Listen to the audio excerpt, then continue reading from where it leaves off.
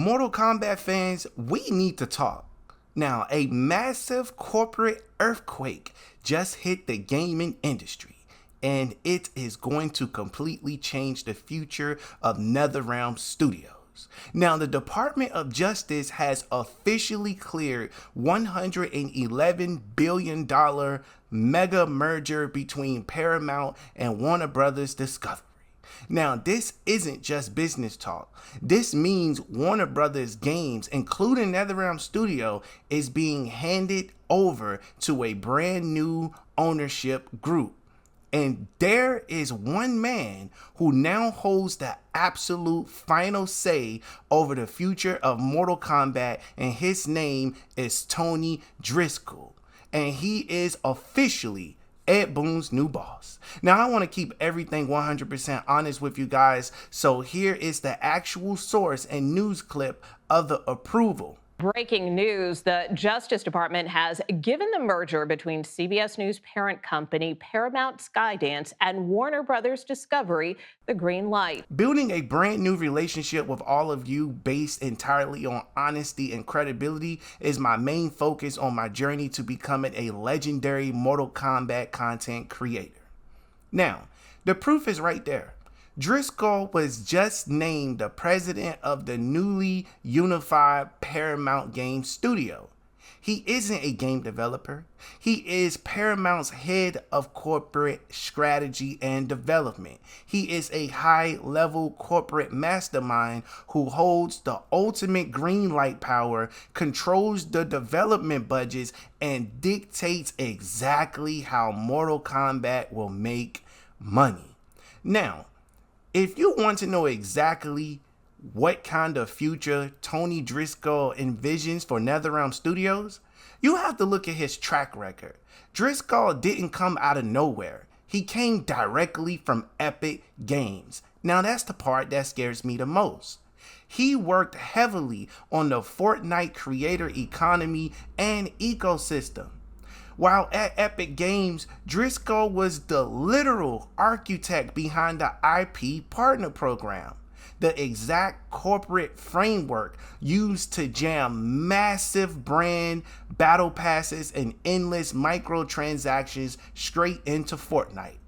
And now, in official corporate statements, Paramount openly admitted that Driscoll is explicitly tasked with bringing the same thinking over to Paramount. But let's talk about what that thinking actually looks like in a court of law, because this is where things get genuinely terrifying.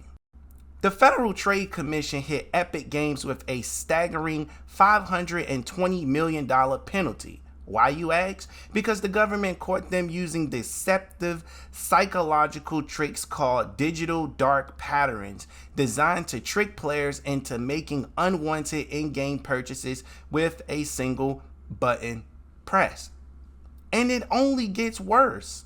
Epic Games had to pay out millions to settle a major class action lawsuit alleging that their random item loot boxes literally constituted unlicensed, illegal gambling targeting minors and other video gamers alike. Check out this actual news clip if you don't believe me. New at noon, Cary-based Epic Games will pay more than $500 million, that is, over privacy violations and unwanted charges. According to the Federal Trade Commission, Epic will pay $275 million for violating children's privacy laws and another $245 million in refunds for tricking users into making unwanted charges. Epic's video game Fortnite is generally free to download and play, but charges users for in-game items such as costumes and dance moves. The game has more than 400 million users worldwide. The proof is right there. And by the way, I have linked all the official legal documents, court documents, and articles down in the description below so you can read the exact facts for yourself. I'm not here to clickbait you. This is real. This is not a drill. Now, Driscoll has publicly stated that his philosophy is to create experiences where the ceiling of a game is determined by how deeply fans can financially participate. Now I'm going to translate that from corporate speak into gamer language. It means taking the same live service strategies that got dragged into federal court and weaponizing them against Mortal Kombat fans, meaning that the game will only be supported as much money as you're going to put into it as a fan. So what I want to do here is talk about how the federal government literally had to step in and fine his former company over $500 million for predatory microtransactions. This isn't just a fan conspiracy theory anymore. This is backed up by actual court case documents. I just want to let you guys know, as the viewers, while letting someone with this background run Mortal Kombat may sound like a good idea, it is 3,000% not. I want this man nowhere near my product. Now, if you want to help me stay completely independent so I can keep making these honest, unfiltered breakdowns without relying on corporate sponsors, consider joining the channel as an official member. You'll get early access to all my future videos, unlock my full vault of back content, and I'm going to start turning member comments directly into future videos. Hit that join button below to support the channel and get your voice heard. Now, when a corporate strategist looks at a legendary franchise like Mortal Kombat, they don't care about the decades of lore or the complex fighting mechanics. They see an under-monetized asset. They look at spreadsheets, profit margins, and quarterly earnings. They don't look at fan feedback, fan desire, or fan want or replayability. Those things are of no interest to them.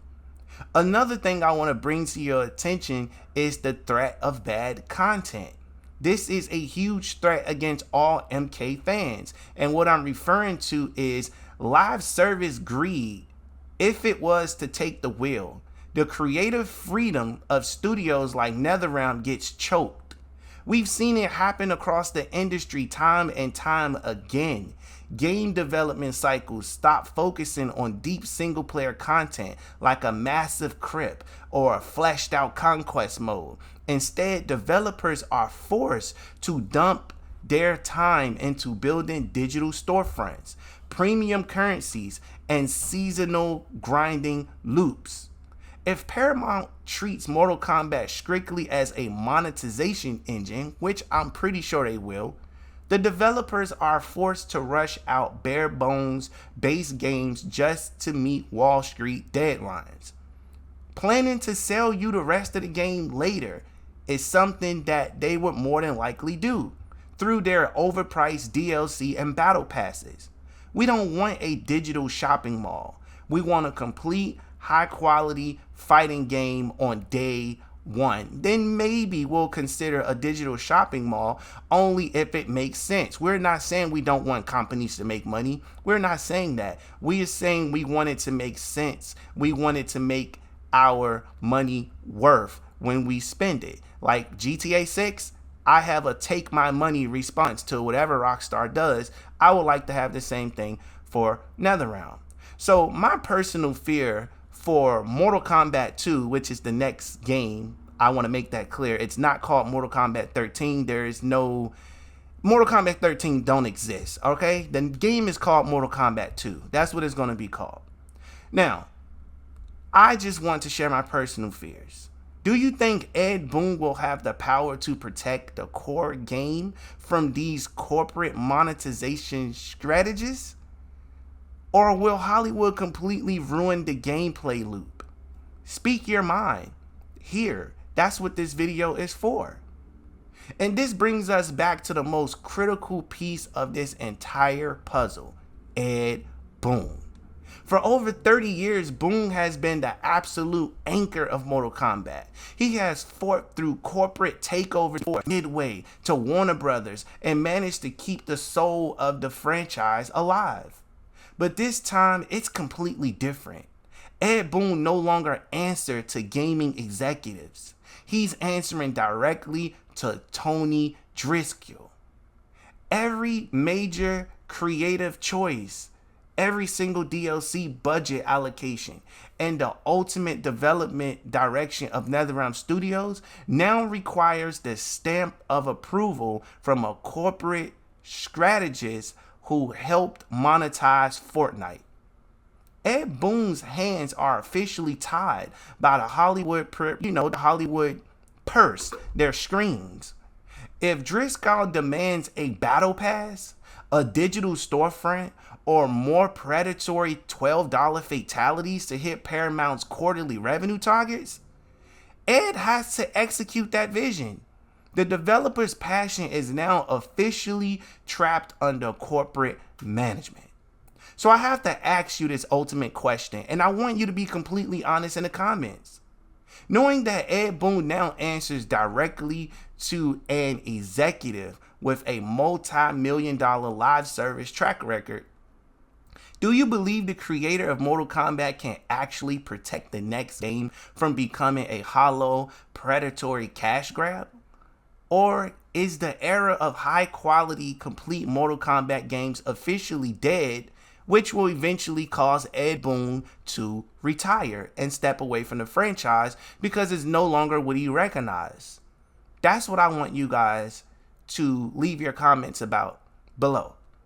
And look, if you want to help fight back against all the garbage, low effort, MK clickbait flooding YouTube right now from True Underdog Gaming, Dynasty, and a lot of other channels, then hit the hype button.